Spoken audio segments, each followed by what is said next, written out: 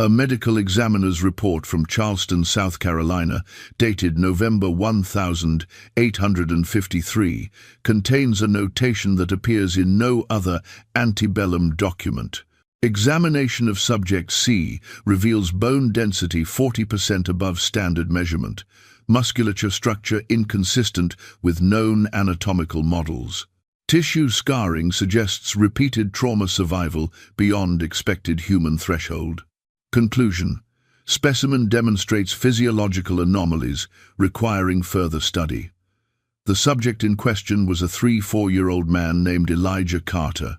The examination occurred 3 days after an incident at Westbrook Plantation that left 11 white men injured, a system of control shattered, and a question hanging over the South Carolina Lowcountry that no one could answer. How does one human being, unarmed and outnumbered, simply refuse the combined force of 11 men trained in subjugation and succeed? The official records were sealed immediately. The families involved were compensated for their silence. The plantation owner, a man named Nathaniel Westbrook, spent the remainder of his life trying to explain what he'd witnessed that autumn morning and failing every single time. What happened at Westbrook Plantation wasn't magic, it wasn't myth, it was something that terrified the ruling class far more than any slave rebellion ever could. The revelation that the entire system they'd built depended on something they'd always taken for granted: compliance. And compliance, they learned through Elijah Carter, was always a choice. Before we continue with what happened when that choice was withdrawn, if you're drawn to buried American histories that challenge everything we thought we knew about power and resistance, do me a favor.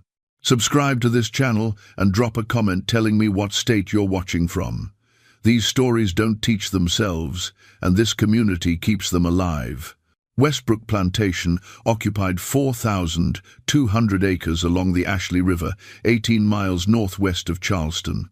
The land was flat, humid, and fertile, perfect for rice cultivation, which made it perfect for profit.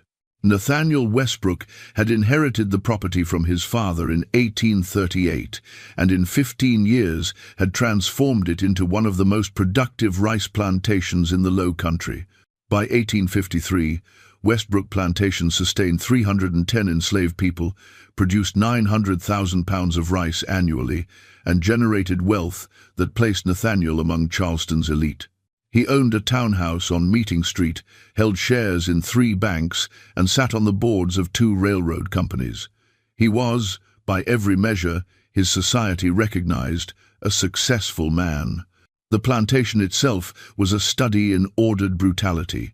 The main house, a 2-story structure built from Bermuda stone, overlooked the rice fields that stretched toward the river like a green ocean. Behind the house stood the kitchen building, the overseer's quarters, the barn, and the blacksmith shop. Beyond those, arranged in precise rows, were the slave cabins, 62 structures, each housing 5 to 6 people, each identical to the next. Nathaniel Westbrook believed in systems. He kept meticulous records: every pound of rice, every hour of labor, every infraction and punishment, every birth and death. His plantation journal, discovered in the South Carolina Historical Society archives in 1968, runs to 2,400 pages covering 15 years of operations. The handwriting is neat, the entries methodical, the tone completely devoid of emotional content. Reading those journals feels like reading a machine's diary. And perhaps that's what Nathaniel believed he was running: a machine, where every component performed its function, where inputs produced predictable outputs, where human variables were eliminated through sufficient control. Elijah Carter became part of this machine in March 1850. He was purchased at a Charleston auction for $1,800, an extraordinary sum that reflected his unusual characteristics. The auction house record describes him as follows: male, age, estimated 31 years, height 6 feet 5 inches, weight approximately 245 pounds. Previous employment in dockwork, warehouse labor, and metalwork. Physical examination reveals unusual muscular development and bone structure. No scarring from disciplinary measures. Previous owner reports no incidents of resistance or difficulty. Temperament described as compliant but reserved, highly valuable for demanding physical tasks. What the auction record didn't mention, because the seller had carefully concealed it, was why Elijah's previous owner had sold him. Thomas Wardell, a Charleston merchant who'd owned Elijah for 8 years, had developed an unease about him that he couldn't articulate to potential buyers without sounding irrational. Wardell later wrote in a private letter to his brother, now preserved in family papers, "The Negro was perfectly obedient in every measurable way. He never spoke out of turn, never shirked work, never caused any disturbance. Yet there was something in how he carried himself, a self-possession that felt inappropriate, as if he was choosing to obey rather than being compelled to obey. I realize how absurd this sounds. A man is either obedient or he isn't. But with Elijah, I always had the unsettling sense that his compliance was conditional, that he was permitting me to direct him rather than accepting that I had the right to do so. This feeling grew so strong that I found myself uncomfortable in his presence. I sold him not because he did anything wrong, but because I feared what he might do if he ever decided to stop choosing obedience. Nathaniel Westbrook, reading Wardell's description at the auction, saw none of these concerns. He saw only the physical capabilities and the clean record. He bought Elijah for his expanding rice press operation, which required men capable of handling the enormous weight of rice barrels and operating the heavy machinery that processed thousands of pounds daily.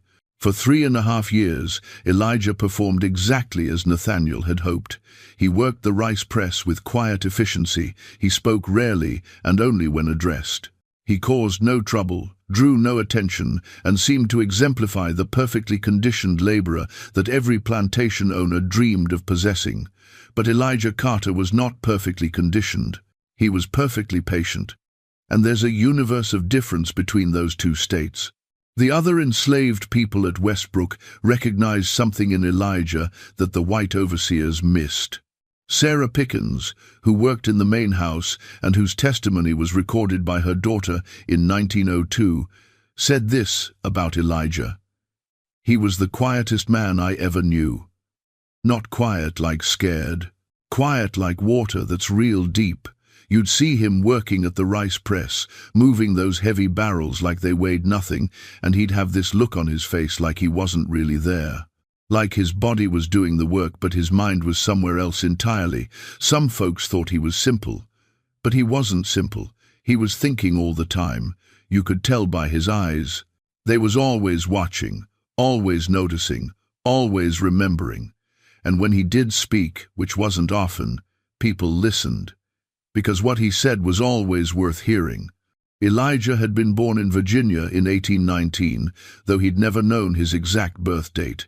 His mother had died when he was young, her name lost to him by age 5. His father he'd never met.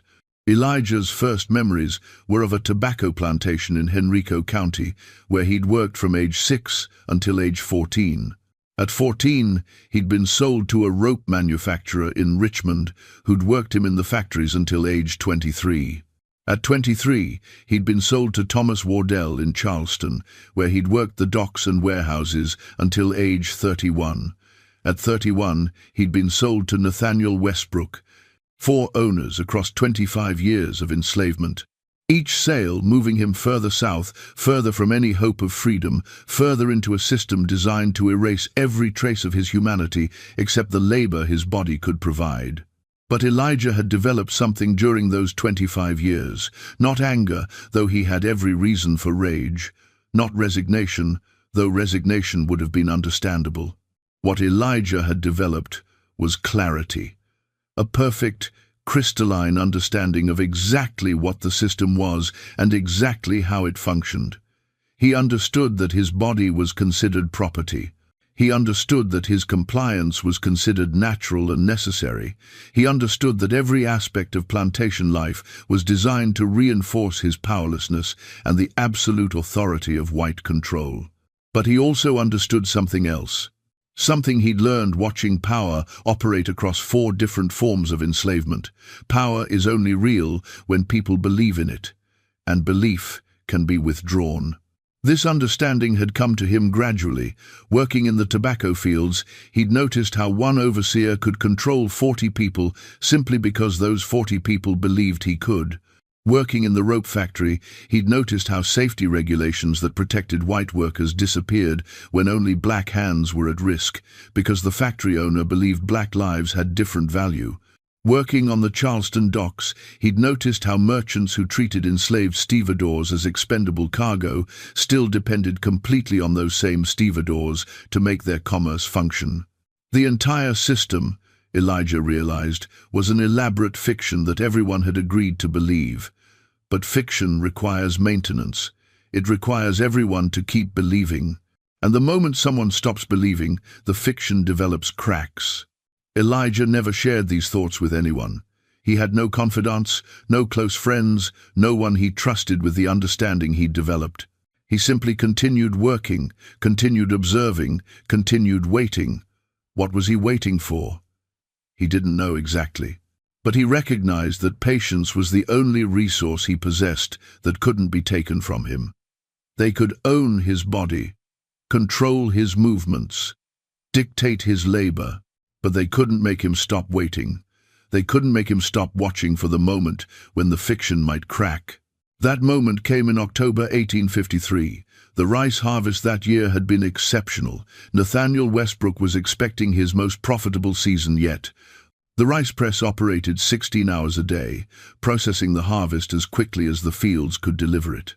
Elijah worked the main press, a brutal job that required lifting 200-pound barrels repeatedly, operating machinery that could crush a man's hand if he wasn't careful, enduring heat that turned the press building into a furnace. The work was demanding enough that 3 men usually rotated through the position across the day. But Nathaniel, eager to maximize efficiency during peak harvest, had ordered Elijah to work the press for 12 consecutive hours daily. No rotation, no relief, just Elijah and the press and the endless barrels. By late October, Elijah had been maintaining this schedule for 6 weeks. His hands were raw, his shoulders ached constantly. His body was beginning to show signs of the strain. Even someone with his unusual constitution couldn't indefinitely endure. On October 27th, during the evening shift, Elijah's foot slipped on rice chaff scattered across the press floor. He caught himself before falling into the machinery, but the near accident was observed by the evening overseer, a man named Duncan McClure. McClure, rather than seeing the incident as evidence that Elijah needed rest, interpreted it as carelessness requiring correction. He approached Elijah with his whip. Standard procedure for any perceived negligence. What happened next, according to multiple witnesses, began the sequence of events that would culminate 3 days later in the confrontation that defined Elijah Carter's place in history. When McClure raised his whip, Elijah turned and looked at him. Just looked. Didn't speak. Didn't move aggressively. Just made direct eye contact and held it. McClure, who'd been an overseer for 9 years and considered himself experienced in reading enslaved workers, felt something in that gaze that he later described as like looking into a mirror that showed me something I didn't want to see. He hesitated. The whip remained raised but didn't fall. The 2 men stood there, separated by 3 feet and an unbridgeable chasm of power, for what witnesses estimated at maybe 10 seconds. Then Elijah spoke, his voice low and perfectly even. "You gonna hit me for nearly dying while doing work that's killing me anyway?" McClure, shocked by the direct question and its implication, lowered the whip. He reported the incident to Nathaniel Westbrook that evening, describing it as insubordination that required immediate discipline. Nathaniel reviewed his plantation journal. Elijah Carter, 3.5 years without a single disciplinary incident, perfect work record, high-value asset. But insubordination couldn't be tolerated regardless of previous performance. Nathaniel made a decision that he would regret for the rest of his life. He ordered Elijah's workload reduced to 8 hours at the press, giving him 4 hours rest. But he also ordered Elijah to receive 10 lashes the following morning as punishment for speaking disrespectfully to an overseer. The punishment was scheduled for October 28th at dawn before the workday began. Public administration. All available workers present. Standard procedure for maintaining discipline and deterring others from similar behavior. Nathaniel believed he was being measured, correcting insubordination while also addressing the working conditions that might have contributed to it. What he didn't understand was that he'd just made a decision that would reveal everything his system was built upon and everything it denied. October 28th, 1853, arrived with the kind of dawn that South Carolina does best. The sky shifting from black to deep blue to pale gold across the rice fields, temperature around 55 degrees, air thick with moisture from the Ashley River. The plantation bell rang at 5 a.m., calling everyone to the clearing between the overseer quarters and the slave cabins where public punishments were administered. By 5:30, approximately 180 people had assembled. The enslaved workers formed a silent semicircle around the punishment post, a thick oak timber set 8 feet into the ground with iron rings at chest height for securing a person's wrists. The white overseers stood in a cluster to one side, 7 men total, including Duncan McClure, who'd reported the incident. Nathaniel Westbrook stood slightly apart, his plantation journal tucked under his arm, his face set in the expression of a man performing an unpleasant but necessary duty.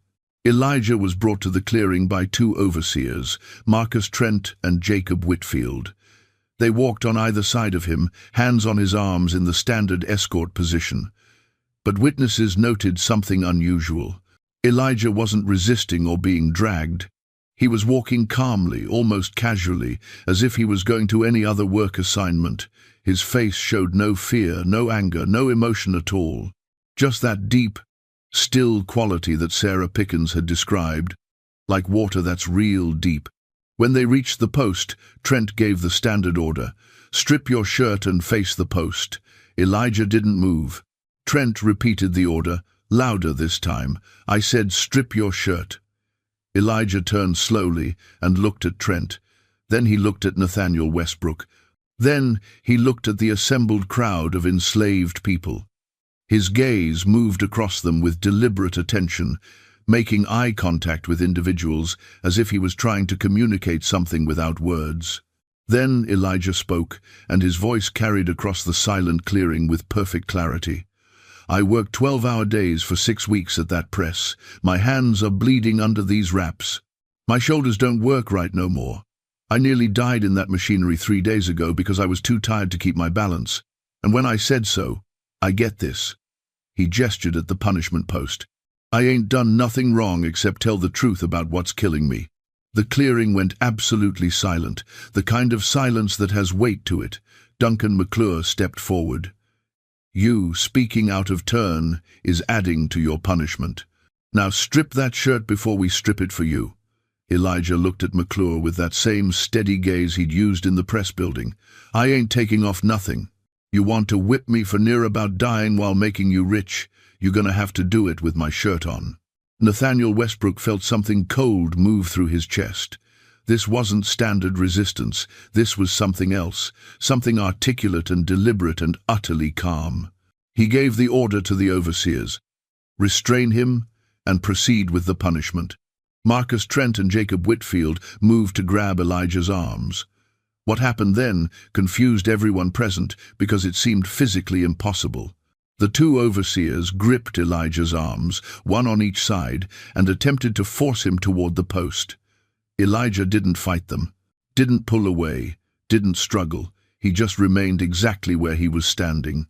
Trent and Whitfield were both large men, experienced in physical confrontation, accustomed to moving, resisting people. They were using proper technique, proper leverage, proper force. And nothing was happening. It was as if Elijah's feet had grown roots into the South Carolina soil. Whitfield adjusted his grip and tried again, putting his full body weight into the effort. Elijah swayed slightly, like a tree in moderate wind, then settled back into position. Trent, his face reddening with exertion, released Elijah's arm and stepped back. "Something ain't right here." he said to Nathaniel. "It's like trying to move a stone pillar."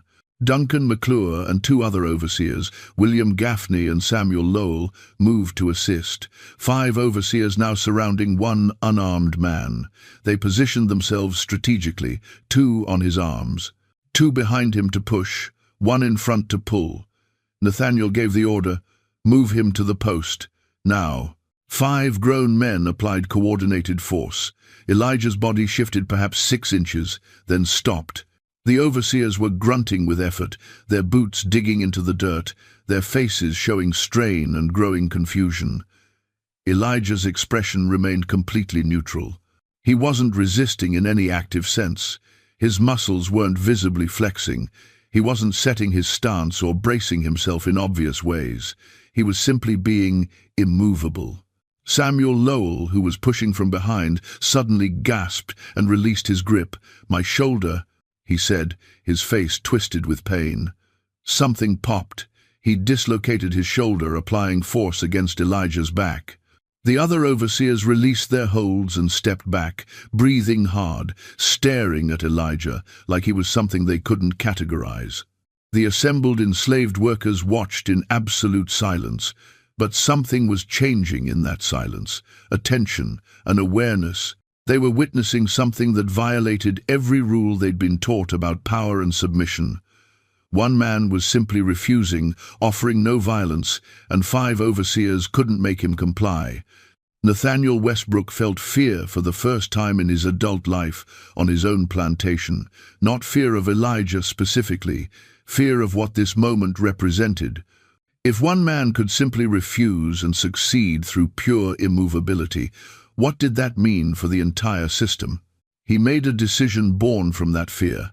Get every overseer on this property to this clearing, right now. Runners were sent.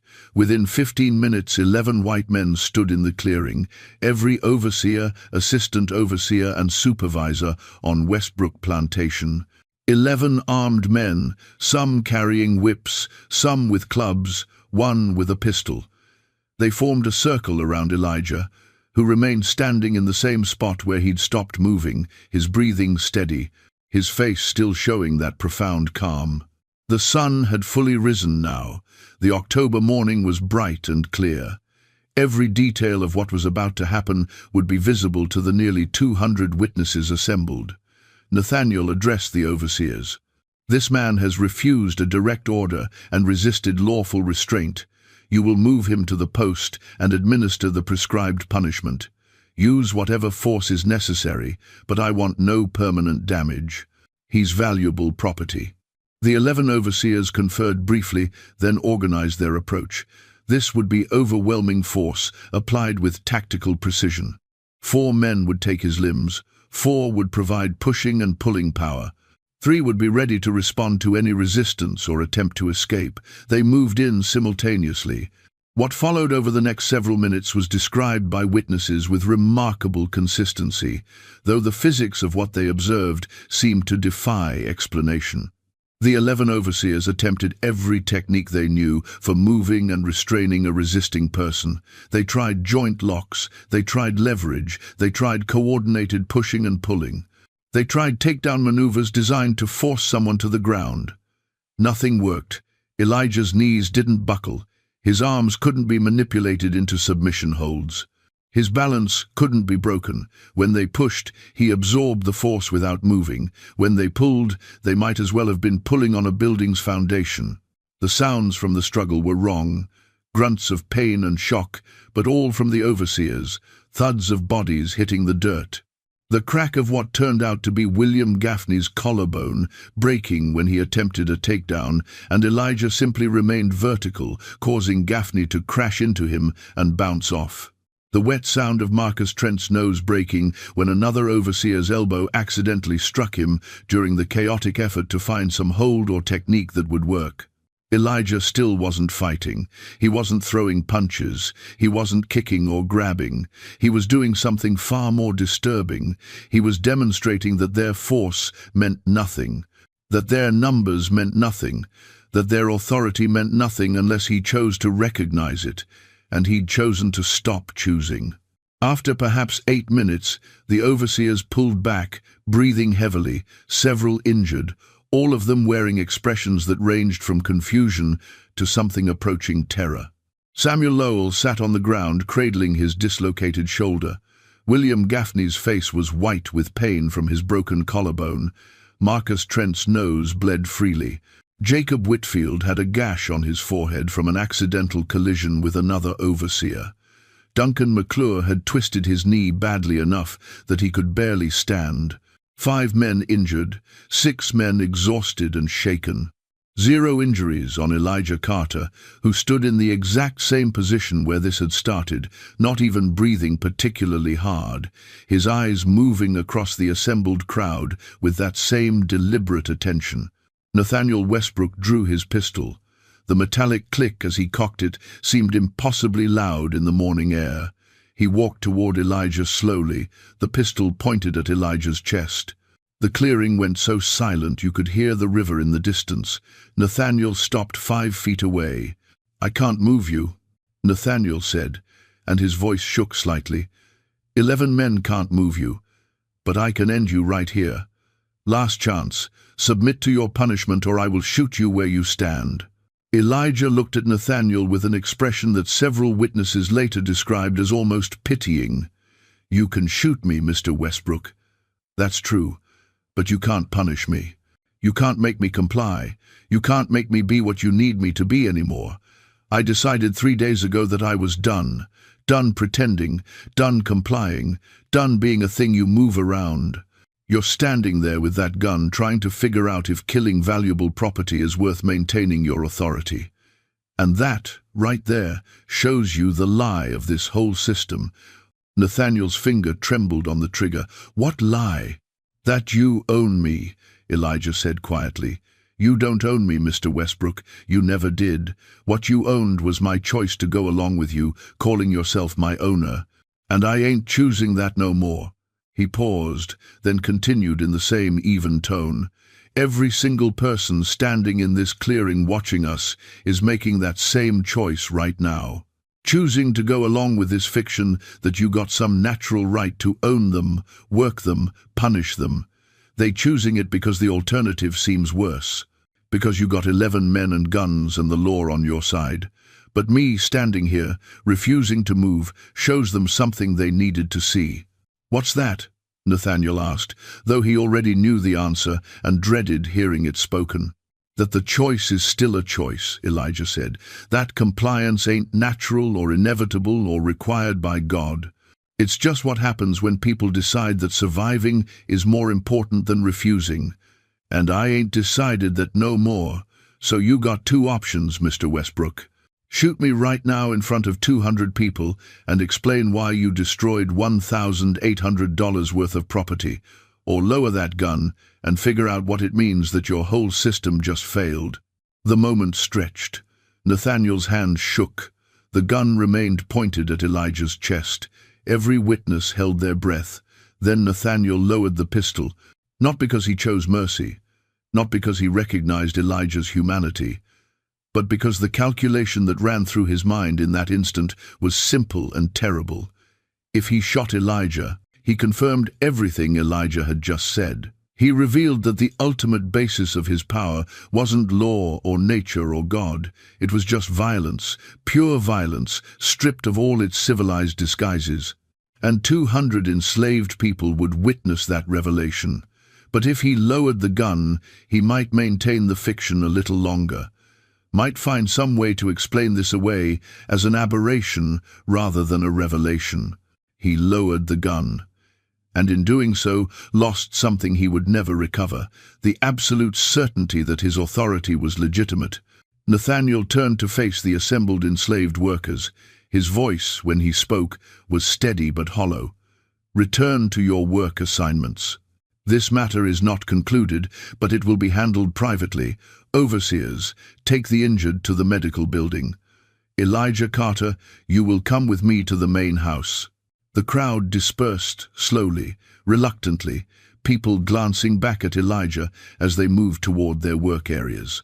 The overseers limped or walked carefully toward medical attention, their faces showing shock and something else. a fundamental uncertainty about their own competence and the system they served.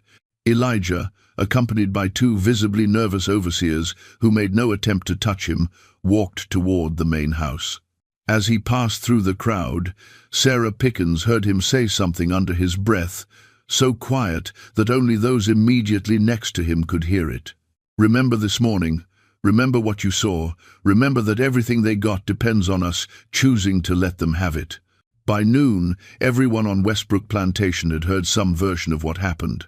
By sunset, the story had reached two neighboring plantations, carried by workers who'd been borrowed for the rice harvest and witnessed the confrontation. By the end of the week, accounts of the incident had spread across the low country like water, finding every crack and crevice. The man 11 overseers couldn't move, the man who refused punishment and made a plantation owner lower his gun, the man who stood still and broke the system just by showing it couldn't make him move. But the immediate question, the one that tormented Nathaniel Westbrook as he sat in his study that afternoon, trying to write an account of what happened for his own records and failing repeatedly, was this: what do you do with someone who's discovered they can simply refuse? How do you maintain a system of forced labor when someone demonstrates that the force only works if people allow it to work? And more terrifying, what happens when 310 people watched that demonstration?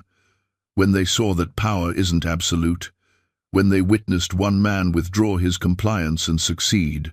Nathaniel stared at his plantation journal, the pen motionless in his hand, unable to find words for what he'd witnessed, unable to admit what he now understood, that everything he'd built, everything he believed about the natural order of things, everything that made his world make sense, had just been revealed as fiction, maintained only by people's willingness to pretend it was real.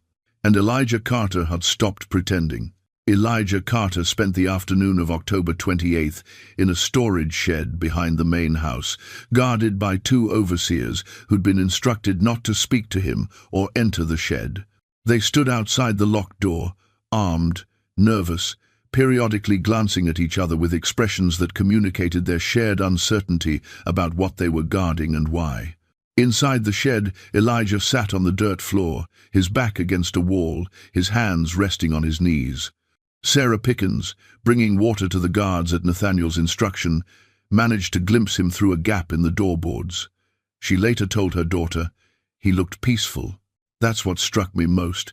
Not scared, not angry, not even tired despite what he'd been through, just peaceful, like a man who'd finally set down something heavy he'd been carrying too long." Nathaniel Westbrook spent that same afternoon in his study, attempting to solve a problem that had no solution within the logic of his world. He couldn't punish Elijah because punishment required the ability to apply force, and 11 men had just proven that force was insufficient. He couldn't simply release Elijah from punishment without consequences, because that would signal to every enslaved person on the property that resistance could succeed. He couldn't sell Elijah, because any honest description of what had occurred would make him unsellable, and any dishonest description would eventually surface and destroy Nathaniel's reputation. And he couldn't kill Elijah, because that would be exactly what Elijah had predicted, an admission that violence was the only real foundation of the system. The trap was perfect. Every option available to Nathaniel either confirmed Elijah's argument or demonstrated the system's powerlessness. He was a man who'd spent 15 years believing he controlled 310 human beings, discovering in a single morning that control was just a story everyone had agreed to tell, and one person withdrawing from the story revealed its fictional nature. By evening, Nathaniel had made a decision born from desperation disguised as pragmatism. He would treat the incident as a medical issue rather than a disciplinary one. Elijah would be examined by a doctor. The examination would presumably reveal some physical abnormality that explained his unusual strength and resistance to restraint. This abnormality would be documented, shared with other plantation owners as a cautionary tale about purchasing decisions, and Elijah would be assigned to isolated work where his presence wouldn't influence other workers. The story would be contained, the system would continue. Order would be maintained. It was a plan that might have worked if stories obeyed the same rules as property, but they don't. Dr. Marcus Treadwell arrived at Westbrook Plantation on October 29th. He was a Charleston physician who'd built a lucrative side practice, examining enslaved people for medical issues that affected their value and productivity. Nathaniel had summoned him with a carefully worded request for examination of a slave, showing unusual physical characteristics requiring professional assessment. Dr. Treadwell spent 3 hours examining Elijah in the plantation's medical building. He measured bone density using calipers. He tested muscle response and strength. He examined Elijah's skeletal structure, his cardiovascular responses, his reflexes. He documented everything in meticulous detail, the precision of his measurements reflecting his medical training and his fascination with what he was observing. The examination report, now preserved in the South Carolina Medical Society archives, makes for disturbing reading. Not because of what it reveals about Elijah, but because of what it reveals about a doctor treating a human being as a scientific specimen. Dr. Treadwell's tone throughout is clinical and detached, describing Elijah's body with the same language he might use for an interesting geological formation or an unusual plant species. But the measurements themselves were remarkable. Bone density 40% above average human norms, muscle fiber density unlike anything Dr. Treadwell had documented in 20 years of practice. Resting heart rate of 48 beats per minute, suggesting cardiovascular efficiency far beyond typical. Scarring across the back and shoulders indicating repeated trauma, but healed in patterns that suggested abnormal tissue regeneration. Dr. Treadwell's conclusion was both precise and useless. Subject demonstrates physiological anomalies of undetermined origin. Strength and structural characteristics significantly exceed normal human parameters. No medical explanation can be offered for these variations without further study. Nathaniel read the report with growing frustration. It confirmed that Elijah was unusual, but it provided no actionable information. No weakness to exploit, no medical condition to treat or manage. Just documentation that Elijah Carter's body was as exceptional as his resistance had suggested. But Dr. Treadwell had included something else in his report. A personal observation that he noted was beyond the scope of medical science, but relevant to the examination's context. He'd asked Elijah during the examination how long he'd possessed this unusual strength. Elijah's response, recorded verbatim by Dr. Treadwell, was, "All my life, I reckon, but strength ain't what happened yesterday morning. What happened was me deciding that being strong didn't mean I had to let weak men pretend they was stronger. The body is just the body, doctor. What changed was my mind about what my body was for." Dr. Treadwell noted in his report that this statement suggested Elijah possessed not just physical abnormalities, but an intellectual capacity and philosophical disposition uncommon among his race, which may present management challenges beyond conventional approaches. Nathaniel filed the medical report with his other plantation documents, paid Dr. Treadwell $40 for his services, and requested his absolute discretion regarding the examination. Dr.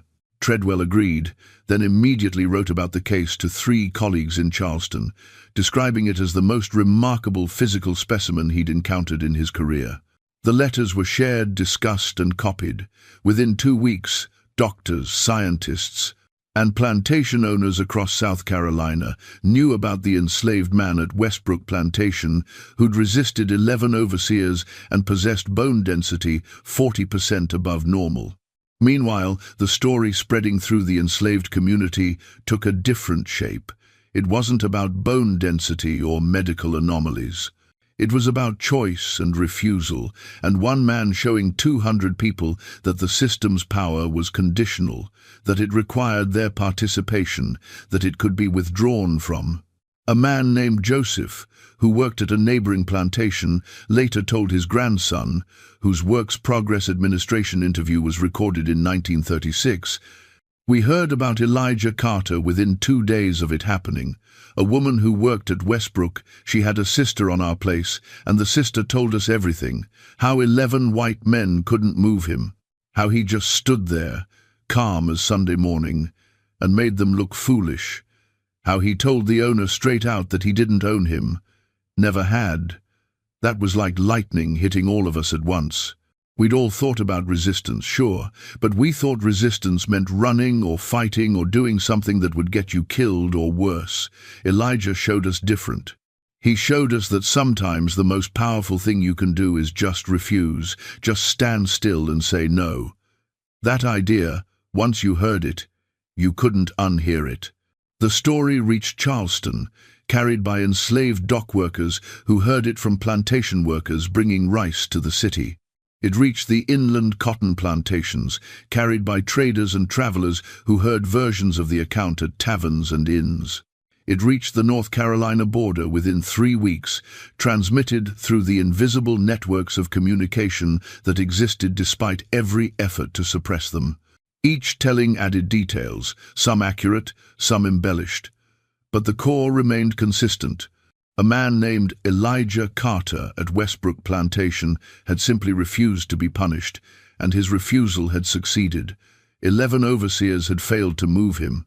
A plantation owner had lowered his gun rather than shoot him. The system had broken against one man's absolute determination not to participate in his own oppression.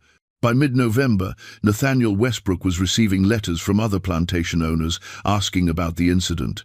Some were seeking advice on preventing similar situations.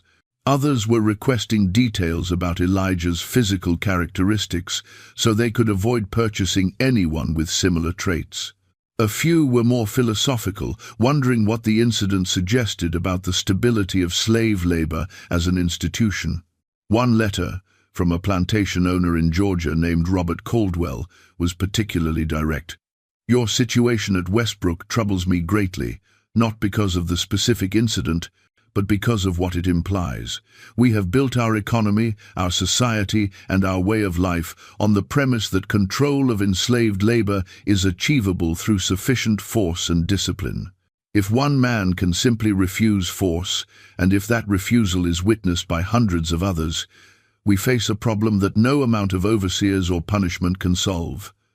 The problem is not physical, it is psychological. Once enslaved people understand that their compliance is a choice rather than a necessity, how do we ensure they continue choosing compliance? I have no answer to this question, and I suspect you do not either. But I believe we must address it honestly, rather than pretending it is an isolated incident. Nathaniel filed Caldwell's letter with the others, but it haunted him. Because Caldwell had identified exactly what terrified Nathaniel most. This wasn't about Elijah Carter specifically. It was about what Elijah had revealed to everyone who witnessed his resistance. A truth that, once seen, couldn't be unseen. At Westbrook Plantation, the atmosphere had transformed completely. The enslaved workers continued their assigned tasks, but something fundamental had shifted in how they moved, how they responded to orders, how they carried themselves. Not open defiance. Something subtler and more unnerving, a quality that the overseers struggled to identify but uniformly felt. It was as if everyone had taken one psychological step backward from the system, creating a small distance between themselves and their enslavement that hadn't existed before. Marcus Trent, whose broken nose was healing slowly and painfully, tried to explain it to Nathaniel in late November. "They're doing everything we tell them to do, sir. Same work, same hours, no complaints. But it feels different. It's like they're choosing to do it now instead of just doing it. Does that make sense? Before I'd give an order and they'd obey because that's what they did. Now I give an order and there's this moment, just a fraction of a second, where I can see them deciding whether to obey. They always decide yes, so far. But that moment of decision is there now, and it wasn't before. It makes me nervous. It makes me feel like everything could stop at any time if they all decided to do what Elijah did." Nathaniel understood exactly what Trent meant. He felt it himself. The entire plantation operated normally on the surface, but underneath was a current of awareness, of people recognizing their own agency in ways they hadn't before. And agency, once recognized, was impossible to eliminate without eliminating the people who recognized it. Elijah himself had been assigned to work clearing forest at the far northeastern corner of the property, 2 miles from the main operations. He worked alone, supervised by a single overseer who kept his distance and never gave orders without a noticeable pause beforehand. The other enslaved people rarely saw him, but his presence was felt constantly. He'd become both real person and symbolic figure. The man who couldn't be moved. The man who'd made a plantation owner lower his gun. The proof that the system's power was less absolute than it appeared. In early December, something happened that escalated the situation beyond anything Nathaniel had anticipated. 3 enslaved people disappeared from Westbrook Plantation in a single night. Samuel, who'd worked the rice press before Elijah. Rose, who'd cooked in the main house kitchen. And Marcus, a 19-year-old field hand who'd stood in the front row of witnesses during Elijah's resistance. This was not unprecedented. Plantation escapes occurred regularly enough that systems existed for responding to them. Nathaniel immediately organized search parties, notified neighboring plantations, contacted the Charleston authorities, and hired professional slave catchers with tracking dogs. The dogs picked up scent trails easily enough. They followed Samuel's scent to the river, Rose's scent to the main road, Marcus's scent into the forest. But at each location, the trails simply ended. No evidence of river crossing, no indication of wagon pickup, no trace of continued movement. It was as if 3 people had reached specific points and vanished into the air. The slave catchers, professional trackers who'd successfully recovered dozens of escaped slaves, were baffled. "This isn't normal escape pattern," the lead tracker told Nathaniel. "People who run usually panic, make mistakes, leave evidence. These 3 left clear trails right up to where the trails stop, then nothing. It's like they planned the vanishing point, like they knew exactly how to make themselves disappear." Within a week, 2 more people disappeared. Different nights, different directions, same complete disappearance. The pattern was identical. Clear trail to a specific point, then absolute absence of evidence. Nathaniel was losing control, and he knew it. 5 people gone in 2 weeks. His overseers were jumpy, suspicious, seeing conspiracy in every conversation among enslaved workers. The remaining enslaved people worked with that same unsettling quality of choosing compliance while maintaining psychological distance from it. And the story of Elijah Carter's resistance continued spreading, reaching plantations as far away as Virginia and Mississippi. On December 18th, Nathaniel received a letter that had no return address and was written in careful but unpracticed handwriting. The letter was brief. "Mr. Westbrook, you wondering how 5 people vanished so complete, you wondering if there's some organization helping them escape. There ain't no organization. There's just people who watched Elijah show them that refusing is possible. People who realize that running don't mean you got to run wild and scared. It means you plan, you think, you move smart. Elijah taught us that the system only works if we believe we got no choice. Once we stop believing that, once we understand that we're choosing every day whether to go along with it, everything changes. You can't stop this, Mr. Westbrook. You can't hire enough slave catchers or build enough fences or increase enough punishments, because what changed ain't on the outside where you can control it. What changed is on the inside, in how people think about themselves and what they're willing to accept. Elijah didn't organize no escapes. He didn't tell nobody to run. He just showed us that we got power we didn't know we had. The power to refuse, the power to choose, the power to say no and mean it. That knowledge is spreading faster than you can contain it. And every plantation where it spreads is going to start having the same problems you having now. This is just the beginning. The letter was unsigned. Nathaniel had handwriting experts examine it, but couldn't determine who'd written it. He suspected it had been written by one of the 5 who'd escaped, possibly dictated by someone else, and written down by someone with basic literacy. But the letter's content was what disturbed him. Not the escapes themselves, but the philosophy behind them, the understanding that the system's weakness was psychological rather than physical. By Christmas 1853, Westbrook Plantation was operating at diminished capacity. 5 people gone. 3 overseers resigned, unwilling to work in an atmosphere they described as like waiting for a storm you can't see coming. The remaining enslaved workers performed their duties with that maddening quality of choosing compliance, making every interaction feel conditional and temporary.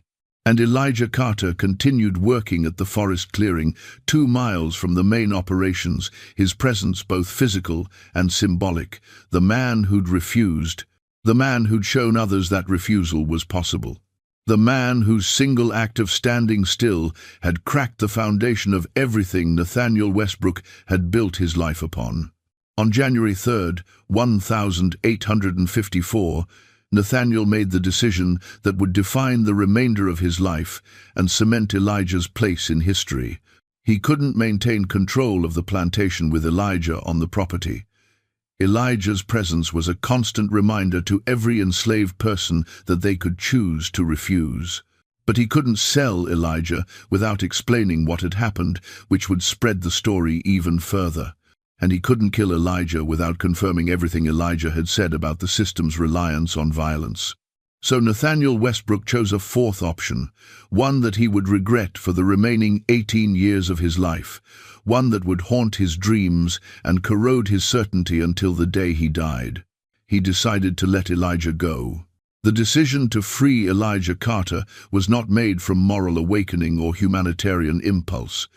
Nathaniel Westbrook was clear about this in the private journal entry he wrote on January 3rd, 1854, discovered by historians in 1971. I am not freeing this man because I believe he deserves freedom or because I recognize any natural right to liberty. I am freeing him because his continued presence on this property is destroying my ability to maintain control of the others.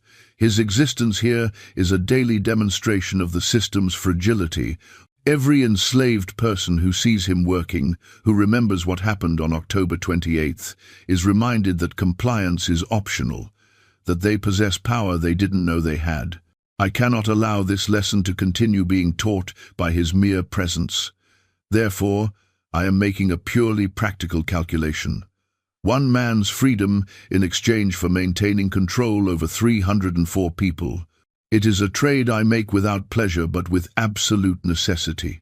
On January 5th, 1854, Nathaniel summoned Elijah to his study. 2 overseers escorted Elijah from the forest clearing where he'd been working, both men maintaining careful distance and making no attempt to touch him. They stood outside the study door while Elijah entered alone. Nathaniel sat behind his desk, the manumission papers already prepared, needing only his signature. Elijah stood in the center of the room, his posture relaxed, his expression neutral. For a long moment, neither man spoke. Finally, Nathaniel said, "I am granting you freedom, effective immediately. You will leave this property today and not return. You will take nothing but the clothes you're wearing. You will receive no compensation, no assistance, no provisions. You will sign a document stating that you received fair treatment during your time here and that you depart voluntarily with no grievances. If you refuse these terms, you remain enslaved, and I will find other methods of managing your influence on this plantation." Elijah studied Nathaniel with that same steady gaze that had unnerved so many people over the past months. "You don't really believe I'll sign a paper saying I was treated fair, do you, Mr. Westbrook?" "I believe you'll sign it because it's a condition of your freedom," Nathaniel replied, "and because you understand that this paper isn't really about you. It's about protecting my reputation after what happened here becomes more widely known, which we both know it will, despite my efforts to contain it." "You're right about that," Elijah said quietly. "The story's already bigger than this plantation, bigger than you or me.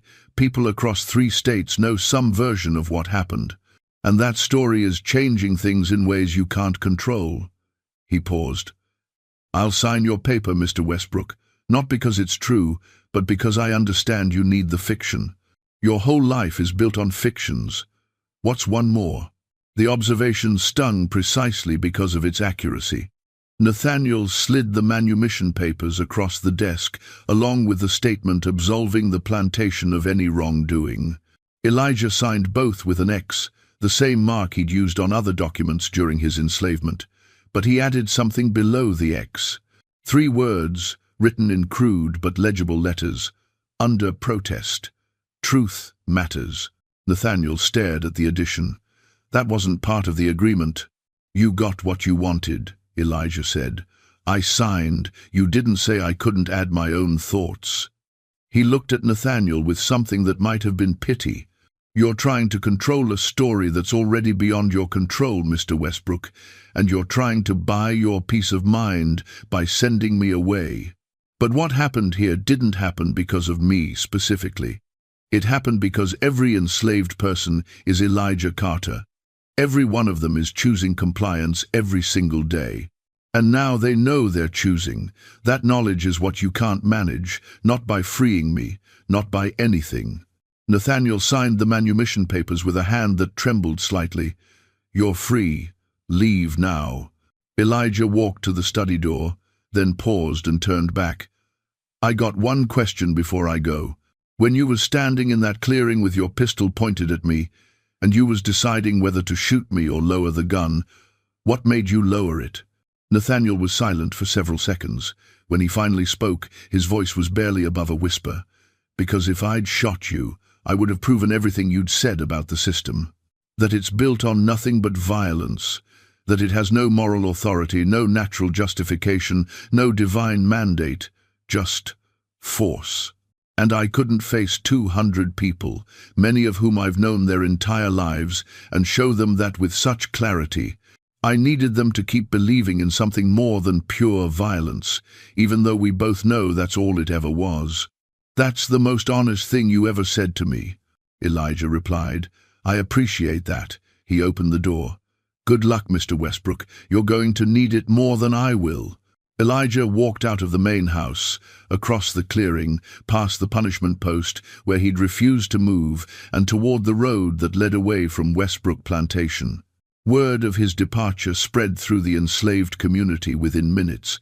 People stopped working to watch him go. Some of them nodded as he passed. A few whispered words of encouragement or farewell. Several had tears in their eyes, though whether from joy at his freedom or sorrow at his leaving was impossible to distinguish. Sarah Pickens, watching from the main house kitchen window, later told her daughter, when Elijah walked off that plantation, a free man, it was like watching something impossible become real. We'd all imagined freedom our whole lives, but we'd never seen it actually happen to someone we knew. And not just any freedom, freedom that a man took for himself by refusing to be anything else.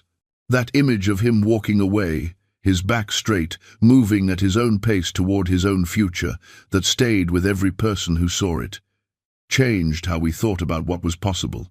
Elijah Carter walked north toward Charleston, then disappeared from the historical record with the same completeness as the 5 people who'd escaped from Westbrook in December. There are no confirmed sightings, no documentation of where he went or what became of him. For a man who'd been valuable property, whose resistance had drawn attention from plantation owners and doctors across the South, this absence of records is extraordinary. It suggests either that Elijah successfully integrated into free black communities in the North, concealing his past, or that he died somewhere along the way and his body was never identified with his name. But there are hints, fragmentary suggestions of what might have happened. In 1857, an abolitionist newspaper in Pennsylvania published a first-hand account of enslavement and escape by someone identified only as E.C., formerly of South Carolina. The account included this passage. The day I understood my own power was the day I became free, though legally I remained enslaved for 3 more months. Power isn't what they have over you. Power is understanding that what they have depends on you giving it to them. Once you withdraw that gift, once you simply refuse to participate in your own oppression with absolute commitment, the entire structure reveals its fragility. I stood before 11 men who believed they had the right and ability to move me, and I demonstrated they had neither. Not because I'm stronger than other men, though my body is strong, but because I'd decided that my body, my labor, my compliance were mine to give or withhold. That decision, once made with total conviction, changes everything. Whether this EC was Elijah Carter cannot be proven, but the description of the incident with 11 men matches no other documented case from that period. And the Philadelphia Quaker community that published the account was known for assisting escaped slaves and protecting their identities. At Westbrook Plantation, the aftermath of Elijah's departure unfolded exactly as he'd predicted. His absence didn't restore the previous order. If anything, his departure made things worse for Nathaniel's control. Because now the story included a final chapter. The man who'd resisted 11 overseers had walked away free, and the plantation owner had been powerless to stop him. Between January and March 1854, 7 more people disappeared from Westbrook Plantation, 4 in February alone. Each disappearance followed the same pattern as the previous escapes. Clear trail to a specific point, then complete vanishing. The professional slave catchers Nathaniel hired were able to recover exactly 0 of these escapees. The dogs, the searches, the rewards, the network of informants, all proved useless against people who'd learned from Elijah's example, not just his refusal, but his strategic thinking, his patience, his understanding that resistance required planning and commitment, not just desperate flight. By April, Nathaniel had lost 12 people in 4 months. His overseers were demoralized and frightened. The remaining enslaved workers moved through their days with that quality of choosing compliance while maintaining psychological distance that made every interaction feel conditional. Nathaniel's reputation across the Low Country had suffered tremendously. Other plantation owners viewed him as someone who'd lost control, who'd made the catastrophic mistake of freeing a resistant slave, thereby encouraging resistance everywhere. In May 1854, Nathaniel received a letter from Robert Caldwell, the Georgia plantation owner who'd written to him the previous November. The letter was brief and devastating. Your decision to free the man Carter was understandable but misguided. You believed his departure would end the problem. Instead, you created a legend. The story now circulating through slave quarters across the South is that a man refused punishment, resisted 11 overseers, and forced his owner to grant him freedom. This is the most dangerous narrative imaginable. It suggests that resistance leads to freedom rather than death, that owners can be forced to yield, that the system has breaking points. I have already seen the effects on my own property. 3 escapes in the past 2 months, work slowdowns, incidents of collective refusal to accept punishment. All of these accompanied by references to the man in South Carolina who couldn't be moved. You may have solved your immediate problem, but you created a much larger one for all of us. The fiction that our system rests on authority rather than force is collapsing, and once that fiction is gone, I fear what will replace it. Caldwell's letter articulated what Nathaniel already knew but couldn't acknowledge. He'd made a terrible miscalculation. He'd thought freeing Elijah would end the problem. Instead, he'd provided the story with its perfect conclusion: resistance rewarded with freedom, refusal leading to liberation. One man's absolute conviction, changing the outcome that everyone had been taught, was inevitable. The story of Elijah Carter spread with remarkable speed across the South during 1854 and 1855. It reached cotton plantations in Mississippi, tobacco farms in Virginia, rice operations across South Carolina and Georgia, each telling varied in details, but the core remained constant. A man of unusual strength and absolute determination had refused punishment, resisted overwhelming force, and walked away free. The story became a parable, a teaching narrative that enslaved people used to communicate ideas that couldn't be spoken directly. When someone said, Remember Elijah Carter. They weren't just referencing a specific person, they were invoking a principle, that compliance was always a choice, that the system's power depended on their cooperation, that refusal was possible if undertaken with sufficient commitment. By 1856, multiple plantations across the South were experiencing what plantation owners described in their private correspondence as the Elijah Carter problem. Increased escapes, work slowdowns, incidents of collective resistance where groups of enslaved people simply refused orders in ways that didn't constitute open rebellion but made normal operations impossible. The common factor in many of these incidents was the participants referencing or having knowledge of the story of the man who couldn't be moved. A South Carolina plantation owner named James Thornwell wrote in his diary in March 1856, an entry later published by historians, "We are facing a crisis that few are willing to acknowledge openly." The story of the Negro at Westbrook Plantation has become a kind of gospel among the enslaved population. It is spreading an idea more dangerous than any abolitionist tract. The idea that our authority is conditional rather than absolute, that our system requires their cooperation, that they possess power to withdraw that cooperation if they choose to accept the consequences.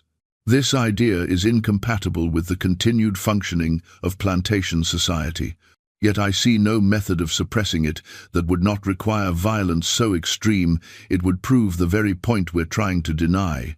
The years 1856 and 1857 saw a measurable increase in slave escapes across the South. Statistics compiled by historians show a 23% increase in successful escapes, those where the person was never recovered, compared to the previous 5-year period. Obviously, multiple factors contributed to this increase. The growing efficiency of the Underground Railroad, increased abolitionist activity, economic changes that created new opportunities for escape. But testimony from formerly enslaved people collected in the late 19th and early 20th centuries frequently references the story of Elijah Carter as a catalyzing narrative that changed how people thought about the possibility of freedom. A man named Thomas Henderson, interviewed in 1903 about his escape from a Virginia plantation in 1857, said this, "We'd all heard about Elijah Carter, the man in South Carolina who just refused, who stood still when 11 white men tried to move him and they couldn't do it. That story did something to how we thought about ourselves. It showed us that power isn't just about who has the whips and the guns, it's about who decides they won't be moved anymore. When I planned my escape, I kept thinking about Elijah. Not that I was as strong as him, nobody was, but that I could have that same determination, that same absolute commitment to my own freedom, that if I decided I was done being property, really decided it with everything I had, then I could make it real." And I did. At Westbrook Plantation, Nathaniel Westbrook's world continued its slow collapse. By late 1857, he'd lost 23 people to successful escapes. His workforce was depleted. His overseers were constantly resigning or requesting transfers to other properties. His reputation was destroyed. Other plantation owners avoided him at social gatherings, viewing him as someone who'd failed the fundamental test of maintaining control. But worse than the practical problems was the psychological toll. Nathaniel could no longer maintain the fictions that had made his life make sense. He couldn't pretend that his authority was natural or divinely ordained. He couldn't pretend that enslaved people were content or accepting of their condition. He couldn't pretend that the system was stable or sustainable. Elijah Carter had stripped away every comforting illusion, leaving only the bare truth that Nathaniel's entire world was built on violence that people chose to endure only until they decided they wouldn't anymore. In March 1858, Nathaniel Westbrook made the same decision his counterpart at Harrington Plantation in Alabama would make later that year. He sold Westbrook Plantation. The sale price was far below the property's theoretical value, reflecting its damaged reputation and depleted workforce. Nathaniel moved to Charleston, where he lived in his townhouse, increasingly isolated, drinking heavily, unable to reconcile the person he'd believed himself to be with the person Elijah Carter had shown him he actually was. Nathaniel's later correspondence, some of which survives in family collections, shows a man tormented by doubt and shame. In an 1860 letter to his daughter, who'd moved to Virginia after marriage, he wrote, "I have spent these past years trying to understand what happened at the plantation, not the specific incidents, which I can recount in detail, but what they meant, and I've come to a terrible conclusion. Everything I built, everything I believed about the natural order of society, everything that gave my life purpose and meaning, was a lie sustained only by people's willingness to accept it. The Negro Elijah showed me this, not through violence or rebellion, but simply by refusing to continue accepting the lie. He withdrew his consent. And once he did that, once he demonstrated that the whole system depended on consent that could be withdrawn, the entire structure was revealed as fragile and false. I cannot forgive him for this revelation, but I also cannot deny its truth. I am a man who built his life on foundations I now know were sand, and I don't know how to live with that knowledge." Nathaniel Westbrook died in 1862, 2 years after South Carolina seceded from the Union, 1 year into the Civil War. His death certificate lists the cause as complications from liver disease, but his daughter's diary suggests he drank himself to death, unable to bear the psychological weight of understanding what his life had been built upon and what it had cost. The Civil War, when it came, was fought over many intertwined issues: economics and tariffs, state sovereignty and federal power, competing visions of national identity and expansion. But at its core was the question that Elijah Carter's resistance had illuminated with such clarity. Could a system that required denying the humanity and agency of millions of people survive those people's insistence on their own humanity and agency? The answer, written across 4 years of brutal conflict that killed 600,000 Americans, was no. Elijah Carter didn't cause the Civil War. He didn't even significantly hasten it. But his act of resistance in October 1853, and particularly his philosophical articulation of what that resistance meant, added one more story to the accumulating evidence that the system was unsustainable, that it depended on a fiction that couldn't survive people's refusal to continue believing it. The question of what happened to Elijah Carter himself remains unanswered. The historical record goes silent after his departure from Westbrook Plantation in January 1854. There are no death records, no capture reports, no confirmed sightings.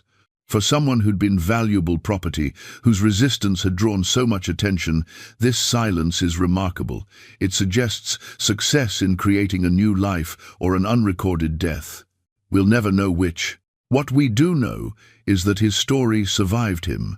It circulated through slave quarters across the South for years. It was told and retold, embellished and mythologized, but always maintaining its essential truth. One man decided he wouldn't be moved, and he wasn't. One man demonstrated that the system's power was conditional, and people believed him. One man showed that compliance was always a choice, and that choice could be withdrawn. After emancipation, when formerly enslaved people began documenting their experiences, multiple accounts referenced hearing about Elijah Carter during their time in bondage. The story had become part of a larger narrative about resistance and agency, about the moment when people understand their own power and decide to exercise it regardless of consequences. In 1891, Frederick Douglass, the famous abolitionist and former slave, gave a lecture in Philadelphia about forms of resistance during slavery. Though he didn't mention Elijah Carter by name, he described a category of resistance that perfectly captured what Elijah had demonstrated. There were those, Douglass said, who discovered that the master's power was not inherent or absolute, but conditional and fragile. These individuals understood that the entire system of bondage depended on the enslaved person's participation in their own oppression. And some, a rare few, found within themselves the strength to simply withdraw that participation, Not through violence, not through flight, but through absolute refusal. They stood still when told to move. They refused when told to comply. They looked their oppressors in the eye and said, through word or deed, "You have no authority over me that I do not grant you, and I grant you nothing." These acts of refusal were among the most powerful forms of resistance because they revealed the truth about power, that it is not possessed by those who claim it, but granted by those who submit to it. And once that truth is understood, once people see that their submission is a choice rather than a necessity, the entire structure of oppression begins to crack. Was Douglas thinking of Elijah Carter when he spoke those words? Possibly. The story had circulated widely enough through abolitionist circles that he'd almost certainly heard some version of it. But whether he was referencing a specific person or describing a broader phenomenon, his analysis captured exactly what Elijah had demonstrated that October morning in 1853. The story of Elijah Carter reminds us that resistance takes many forms, not just dramatic escapes or violent rebellions, but quiet refusals, simple acts of standing still when ordered to move, looking power in the eye, and withdrawing consent. These acts might seem small compared to the grand sweep of historical change, but they add up, they accumulate, they plant seeds that grow in unexpected directions. Every person who heard Elijah's story and thought differently about their own circumstances, every enslaved person who chose to run rather than endure because they'd seen that resistance could succeed, every plantation owner who lay awake, wondering if their own workers might choose what Elijah chose. Every small crack in the system's facade that let light through and showed people what existed beyond their immediate oppression. These were the real impacts of what happened at Westbrook Plantation. We tell these stories not because they're comfortable or simple, or because they have clear heroes and villains. We tell them because they're true. Because they show us uncomfortable things about power and compliance and the systems we build and maintain. Because they reveal that nothing is as stable or inevitable as it appears when we're living inside it. Here at the Sealed Room, we dig into these buried American stories not to feel good about the past, but to understand it clearly, to see the mechanisms of power and resistance with honest eyes. To recognize that every system of oppression, no matter how entrenched it seems, depends on people choosing to participate in it, and that choice can always be withdrawn. What happened to Elijah Carter after January 1854? We'll never know for certain. But in a sense, what happened to him personally matters less than what his resistance accomplished. He showed hundreds of witnesses that the system's power was conditional. He demonstrated that compliance was a choice. He proved that one person's absolute conviction could change outcomes that everyone believed were inevitable. And he walked away, leaving behind a story that spread across the South, planted doubt in the minds of plantation owners, and gave hope to people who desperately needed it. The most powerful forms of resistance aren't always the most visible. Sometimes they're as simple as standing still when ordered to move, as quiet as looking someone in the eye and saying, "You have no power over me that I don't grant you," as profound as one person deciding with absolute commitment that they're done participating in their own oppression. Elijah Carter stood in a clearing on October 28, 1853, and refused to move. 11 men couldn't make him. A plantation owner lowered his gun rather than face what killing him would reveal. And everyone who witnessed it understood something they couldn't unlearn. That power is always conditional, that compliance is always a choice, that the system only functions as long as people decide to keep functioning within it. What do you think about Elijah Carter's form of resistance?